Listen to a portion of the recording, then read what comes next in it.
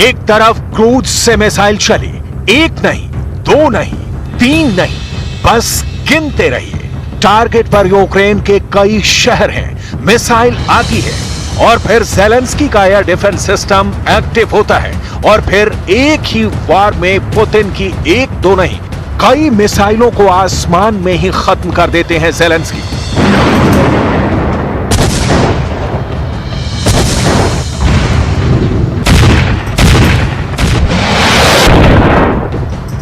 लेकिन दुनिया की सबसे मजबूत से मजबूत मिलिट्री भी जानती है कि जब टारगेट ज्यादा होते हैं तो एयर डिफेंस भी फुल प्रूफ नहीं रहती और ये क्रूज मिसाइल और ड्रोन अपने टारगेट से जा टकराते हैं। ऐसे हमलों ने ज़ेलेंस्की को क्यों आतंक में डाल दिया है? ऐसे हमलों ने कैसे यूक्रेन को अंधेरे में झोंक दिया है? ऐसे हमलों से यूक्रेन के 1 करोड़ लोग कैसे खतरे में पड़ चुके हैं? इसकी पूरी रिपोर्ट दिखाएंगे। पहले देखिए कि यूरोप में रूस की मिसाइलों का क्या खौफ है। इसे समझने के लिए ये वीडियो देखिए जिसमें एक पैसेंजर विमान को लड़ाकू विमान एस्कॉर्ट कर रहे हैं। ये पोलैंड का यात्री विमान है जिसमें पोलैंड की फुटबॉल टीम सवार है और इसकी हिफाजत कर रहे हैं पोलैंड के फाइटर जेट F-16। पोलैंड की फुटबॉल टीम कतर में हो रहे विश्व कप में हिस्सा लेने जा रही है, लेकिन यूक्रेन युद्ध को लेकर खतरा ऐसा है कि पोलैंड ने कोई चांस नहीं लिया। यह F-16 तब तक विमान के साथ रहे जब तक फुटबॉल टीम का जहाज डेंजर जोन से दूर नहीं चला गया।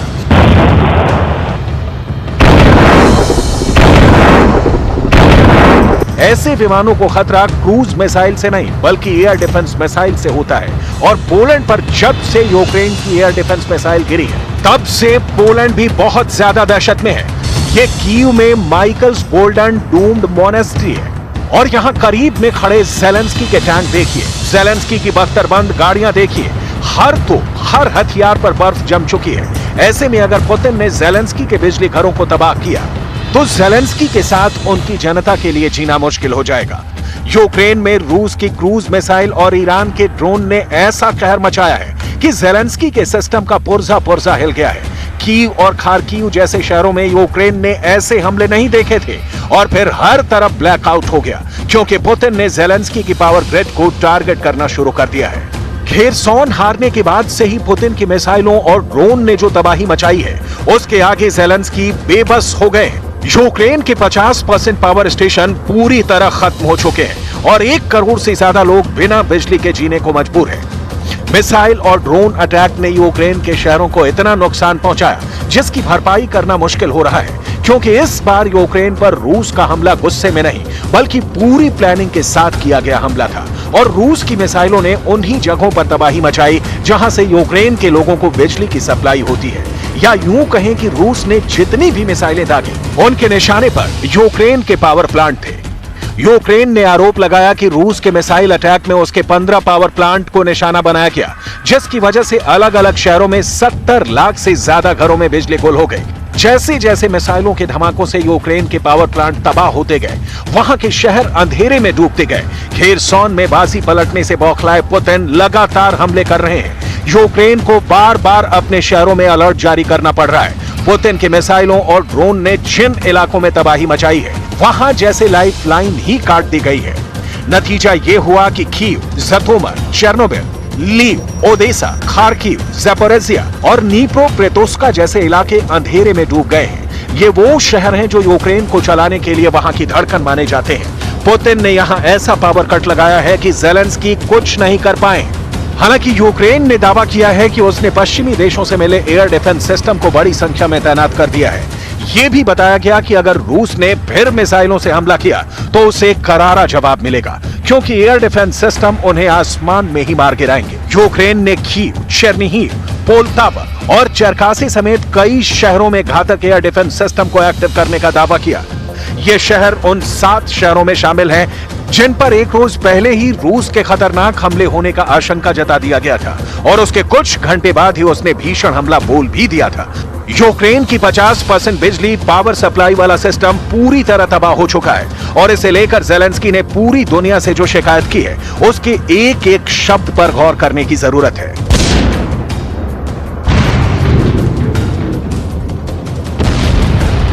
Російський обстріл ракетами і дронами теж призвів до нових перебоїв з електрикою, але це виправляється. Відновлювальні роботи тривають.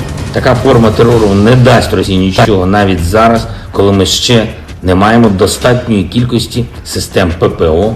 यूक्रेन में युद्ध का ये सबसे खतरनाक दौर है क्योंकि पुतिन अब बहुत ही जालिम फैसले ले रहे हैं।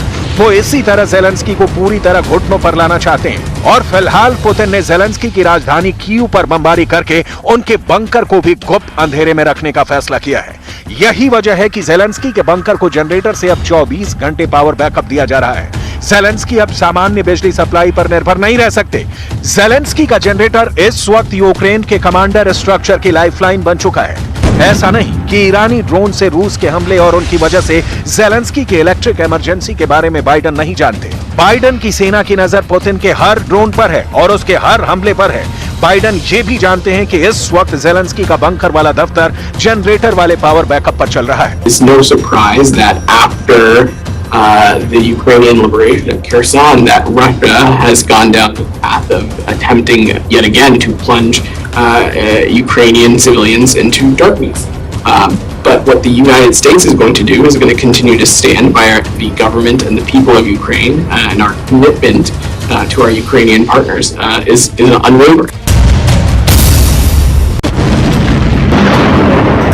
पुतिन का जो गुस्सा जेलेंस्की पर फूट रहा है उसमें दो बड़े हथियारों की भूमिका है।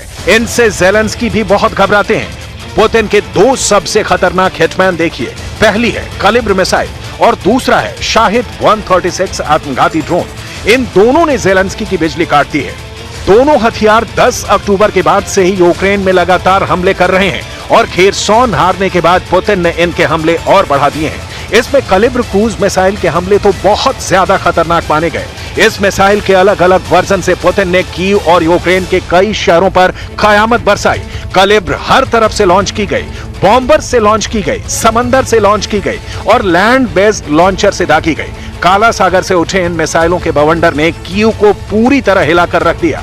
परमाणु हमले जैसे खतरे को देखते हुए लोग अंडरग्राउंड मेट्रो में पनाह लेने लगे। पिछले 24 घंटे में इनके हमले तो और तेज हो चुके हैं। कलिब्र मिसाइल लॉन्च किए जाने का नया वीडियो भी देख लीजिए, जब काला सागर में पुतिन की नेवी ने लगातार मिसाइलें दागी।